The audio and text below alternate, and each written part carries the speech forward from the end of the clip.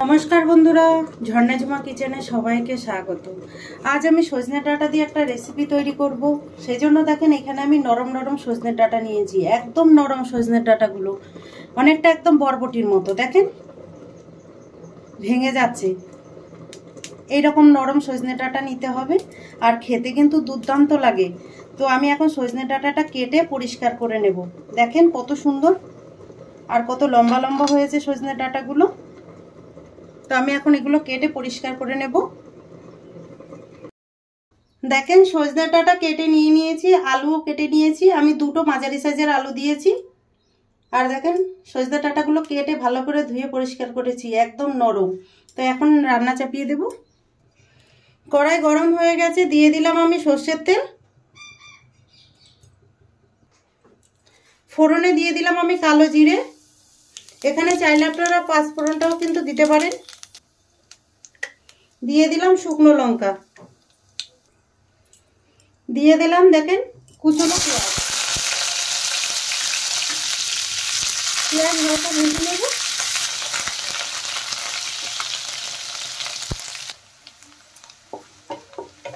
পেঁয়াজ দেখেন হালকা ভাজা হয়ে গেছে।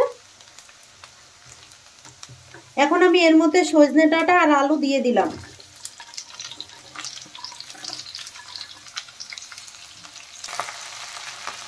টেস্ট হিসাবে নুন দিয়ে দিলাম,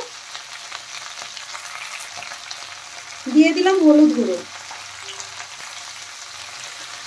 এখন নেড়ে চেড়ে ভালো করে ভেজে নেব।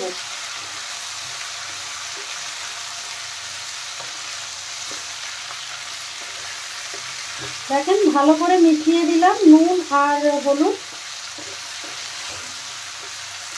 সজনে ডাঁটা ভাজা হতে থাক, ততক্ষণ আমি এর জন্য মশলা তৈরি করে নেব।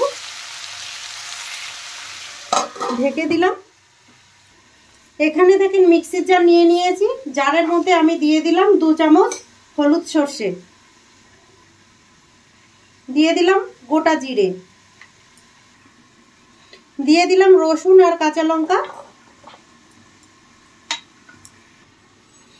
দিয়ে দিলাম টমেটো, একটা টমেটো আছে এখানে, দিয়ে দিলাম দেখেন গোলমরিচ। এখন মশলা আমি ভালো করে পেস্ট করে নেব। ঢাকনা উঠিয়ে এখন দেখে নেব।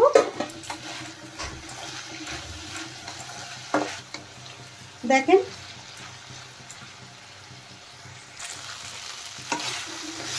অনেকটাই দেখেন ভাজা ভাজা হয়ে গেছে আর নরম হয়ে গেছে। দেখেন কতটা নরম হয়ে গেছে। আর একটু ভেজে নেব। দেখেন ভালো করে ভাজা হয়ে গেছে আলু আর সজনে ডাঁটা। তো আমি যে মশলাটা দেখেন পেস্ট করে নিয়েছিলাম সেটা এখন দিয়ে দিচ্ছি।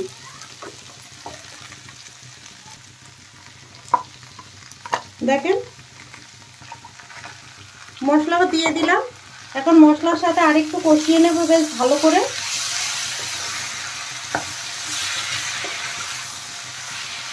আর আমি যেহেতু কাঁচা লঙ্কা দিয়েছি সেই জন্য শুকনো লঙ্কার গুঁড়ো দিলাম না, আপনারা চাইলে কিন্তু দিতে পারেন। মিক্সির জার ধুয়ে আমি জল দিয়ে দিলাম। এখন ভালোভাবে কষিয়ে নেব।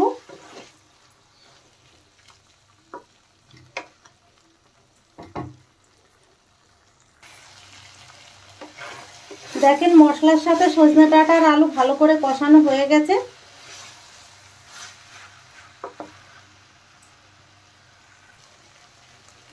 এখন আমি দেখেন জল দিয়ে দিচ্ছি।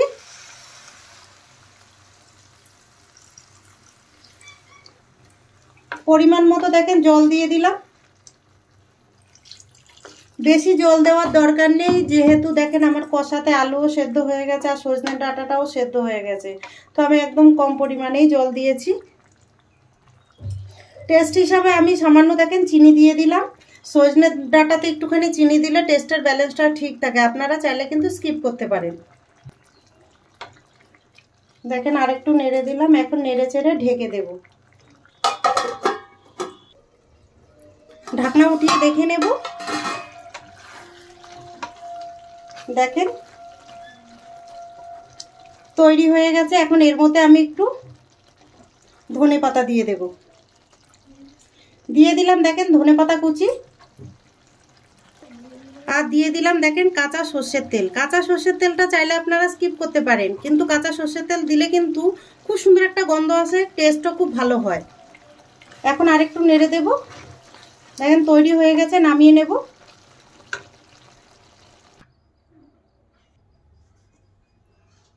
এখন আমি দেখেন বাটিতে নিয়ে নিলাম।